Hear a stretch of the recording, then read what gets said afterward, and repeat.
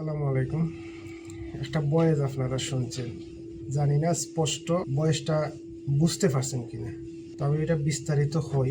আপনারা যারা হুট করে আপনারা মা বোন স্ত্রী সৌদি দুবাই বাহরাইন বিভিন্ন মধ্যপ্রাচ্যের দেশে দিয়া দেন, আপনারা কি জানেন তারা কতটুকু নির্যাতিত হয়, কতটুকু বিপদের সম্মুখীন হয়, কতটুকু তারা এখানে লাঞ্ছনা বঞ্চনার বুক করে? আপনারা জানেন না। অনেকেই না জানিয়া না বুঝিয়া আপনারা বউ আপনি বিদেশ দিয়া দেন। ভাই আপনি বিয়া করছেন, শাদী করছেন, আপনি যদি বউ ফালতে পারেন না, বরণ পোষণ করতে পারেন না, আপনি বিয়া করছেন কেন?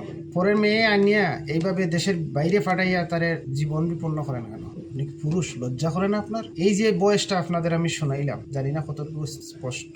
অপরিচিত একটা মেয়ে আমার মেসেঞ্জারে যোগাযোগ করছে, ভাই আমার একটু হেল্প করে। তো এরকম অনেক মেসেজ আয়, সিন করি না, কারণ আপনার যে এই বিভিন্ন চক্র আছে অনেক রকমের। তো আমি রিপ্লাই দিছি।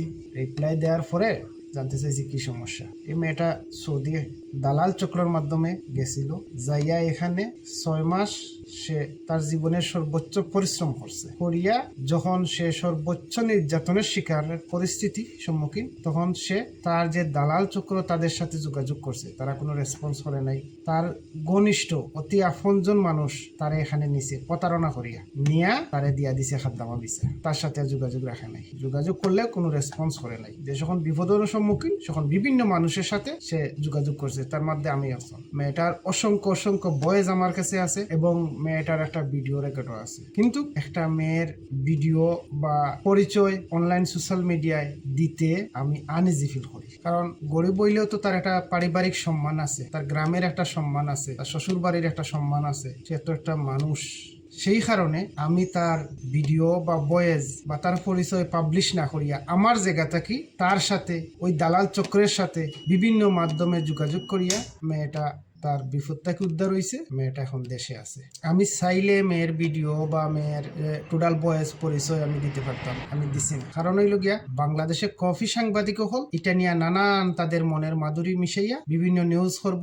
আর আমাদের এক শ্রেণীর কন্টেন্ট ক্রিকেটার আছেন, এই কন্টেন্ট ক্রিকেটাররা এক পার্টি যাইব তার শ্বশুর বাড়ি, শ্বশুরে না ফাইলে চাচা শ্বশুর ধরবো, আর এক পার্টি যাইব তার বাহের বাড়ি, মারে ফাইলে তার নানিরে ধরবো, নানিরে ফাইলে না ফাইলে তার শাশিরে ধরবো, দৌড়িয়া এর বাড়ির গাছ মারি লইব। যার কারণে এটা আমি পাবলিশ করছি না বা করতে আমি আগ্রহী না। এটার বিস্তারিত আপনারা আমরা শেয়ার করলাম যে এই পরিস্থিতি। তো সবার প্রতি অনুরোধ, আপনি রিক্সা চালাই এখন, দিন মজুরের কাজ করেন, ইট ভাঙ্গেন, কলেজ ভার্সিটির সামনে সানাসুর বিক্রি করেন, তো আপনার বউ বোন স্ত্রী এই মধ্যপ্রাচ্যের দেশে শ্রমিক বিষয় দিয়েন না।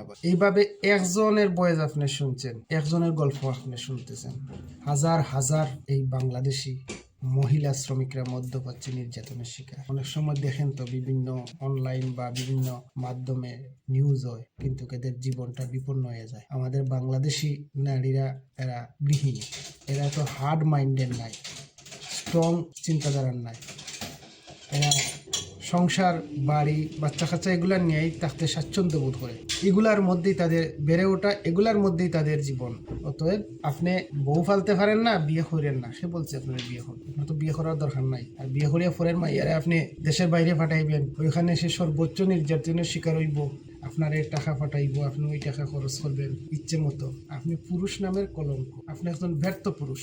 অতএব এগুলা যারা করেন এগুলা বন্ধ করেন। আর দালাল চক্র ভাই আপনাদের বলি,